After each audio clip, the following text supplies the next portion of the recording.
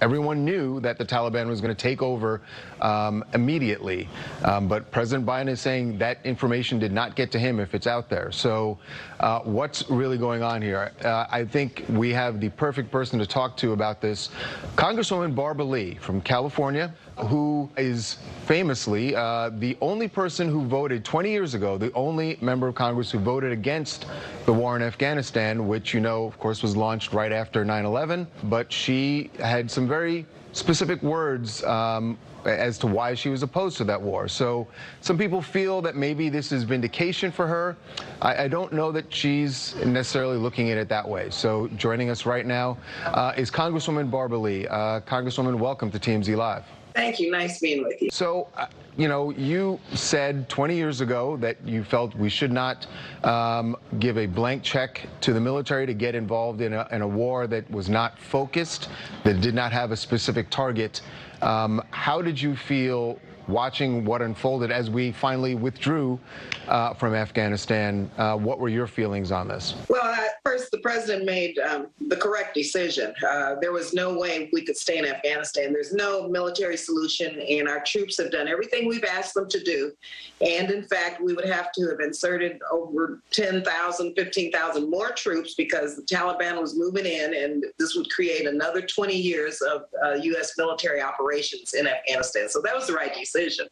However, I think the execution of the evacuation has been really horrible. It's been mind-boggling, and I think we have a duty and an obligation, first of all, to, of course, American citizens, but to our Afghan allies, to the interpreters, to women, to children, to all of those who have helped the United States through these last 20 years. We have a moral obligation to make sure they have safe passage out of Afghanistan. And so this is an all-hands-on-deck government-wide emergency, and we have to do everything we can do to make sure that there's safe passage for everyone. Congresswoman, President Biden said this morning that he is committed to staying beyond August 31st to get American citizens out. He was really non-committal as far as getting out our allies beyond August 31st. How do you feel about that? Well, I'm telling you, as a member of Congress, I'm committed to doing everything I can do to get out our allies. And I think you'll find many members of Congress supporting that position. And so, again, the president was correct in terms of the decision he made, but we have to join forces now. And I know our committees of jurisdiction are looking at our role and responsibilities, the oversight to look at what happened. But I, for one, like many members, are determined to try to make sure that we can evacuate as many of the Afghan allies as we can. We owe them that. They protected Americans. We've got to protect them. So, Congresswoman, there's a documentary that's been made about you. It's called Speaking Truth to Power, and it's available. It's going to be available on Amazon Prime, on iTunes. And I know a lot of this focuses on the attention that you got back in 2001 when you were the sole member of Congress to vote against the war in Afghanistan. You got caught a lot of heat back then. A lot of people called you, you know, a traitor, said that you didn't want to catch the people who were responsible for 9/11. I know that was a difficult time for you. How was it reliving that in the making of this documentary? That was a very difficult time for me, and I have to tell you, that 60-word authorization, it was a blank check. It gave any president the authority to use force to go to war in perpetuity. Having said that, I also want to mention that it also gave up Congress's constitutional responsibility to the executive branch to go to war. And we've got to understand that that was unconstitutional. So I'm feeling in many ways today, as I felt then, sad, anxious, want to see what we can do to help, sending out the messaging and messages to people that we want to help.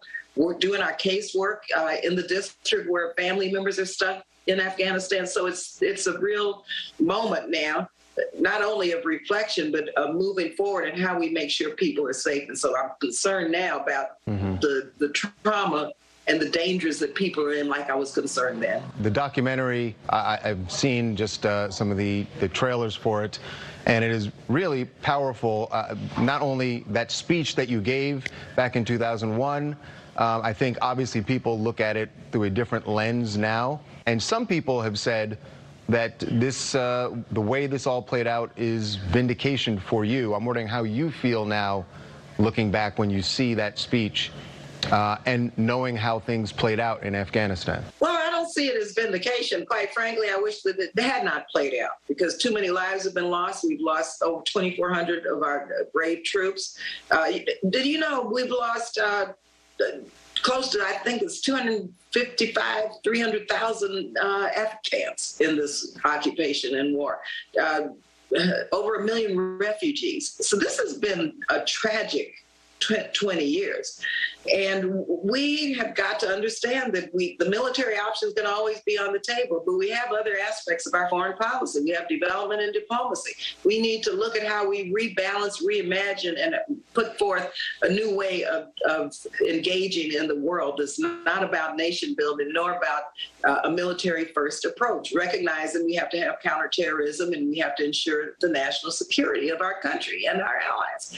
And so it's looking back, lessons learned, and let's hope that the public understands that we in Congress now have built the support, the bipartisan support to repeal the Iraq resolution. It's on the Senate floor now.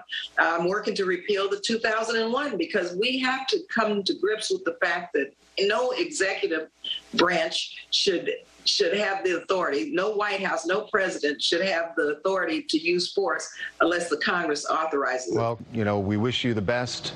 Congratulations on the documentary. People should, it is really remarkable what I've seen of it. Again, available on Amazon Prime and on iTunes. Speaking Truth to Power. Thank you so much for the time, Congresswoman. And we would love to check back in with you in September just to see where you are as far as the relief effort that is clearly going to be needed in Afghanistan. Thank you. Would love to be with you. And let me just acknowledge the filmmaker, Abby Ginsburg, because she knows, and I've said it before, I was an unwilling subject. And it took her twice long to do this film because I'm just doing my work, right? Well, people should check out her work. And thank you, as you said, for just doing your service as a member of Congress. So we will hopefully talk to you soon.